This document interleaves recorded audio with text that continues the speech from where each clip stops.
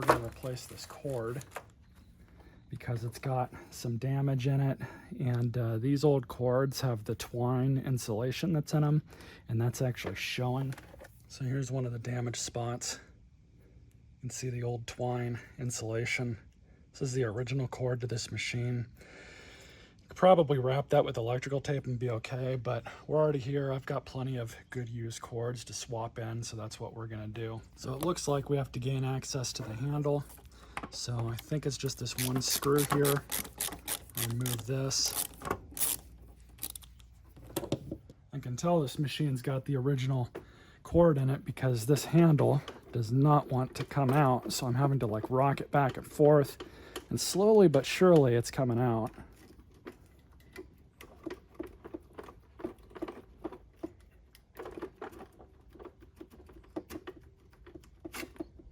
There we are. Yeah, it's been a minute since I've worked on a convertible, and those are kind of similar to this. I just got to find the best way to take this thing apart. The thing you really got to watch out for on old appliances is the fact that this plastic becomes very brittle over time.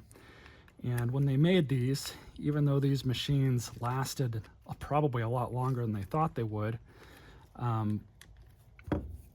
they likely did not plan for them to last this long.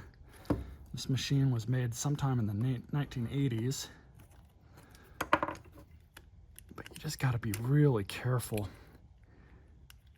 So now that we have that out, we can pull the cord, and this is going to be fun because we're going to have to get a little crafty with this. This stress relief, I don't know if we're going to be able to save it. I've had these before where I've been able to save them. Just for ease here, we're just going to cut that off. And then we're going to cut this off right at the swedge. Just like that. Yeah, this is going to be really annoying.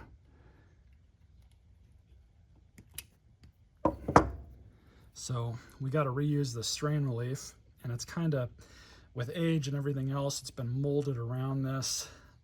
So we're going to have to get a little creative in trying to get this out and clearing this old wire out of it. In hindsight, I should have left a little bit more of a pigtail on the end here, but I think with just a little working, get most of that out. And now we just have this part left.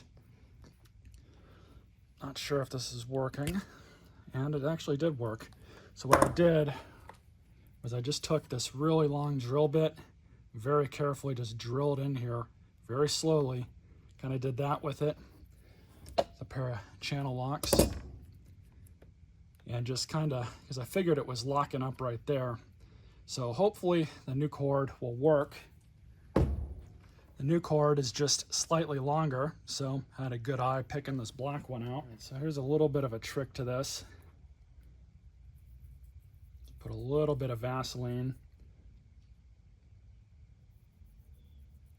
Try and install this. All right, so that's probably about as good as we're gonna get it. So this is going to be kind of fun because there's really not a whole lot of room to work with in here. So we're just going to try and trim some of these wires back.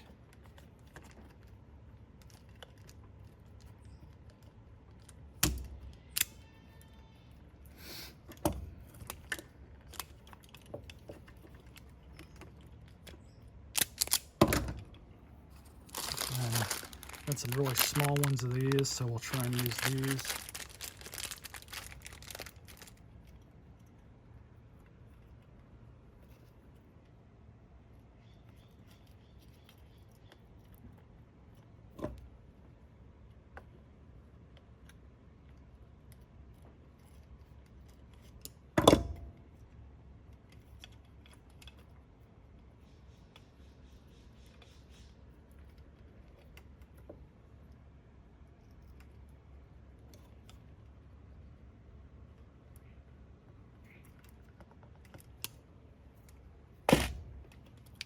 All right, so now somehow we've got to get all of this to fit back in here. And hopefully we don't have too much slack, or else I'm gonna have to redo them, which I should have measured that up a little bit better, but oh well.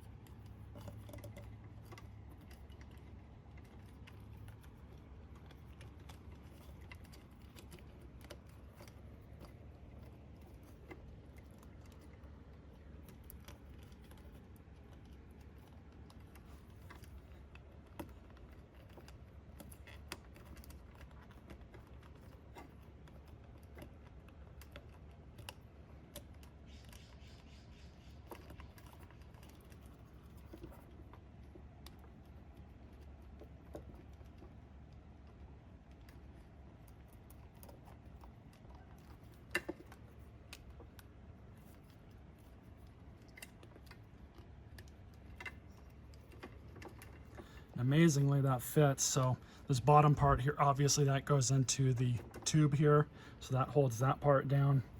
Kind of a janky design, not really a fan of this, but it's what we got to work with.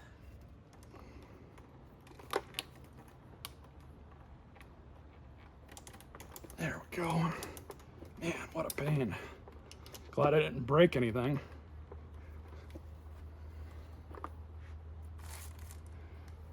So let's get the screw back in.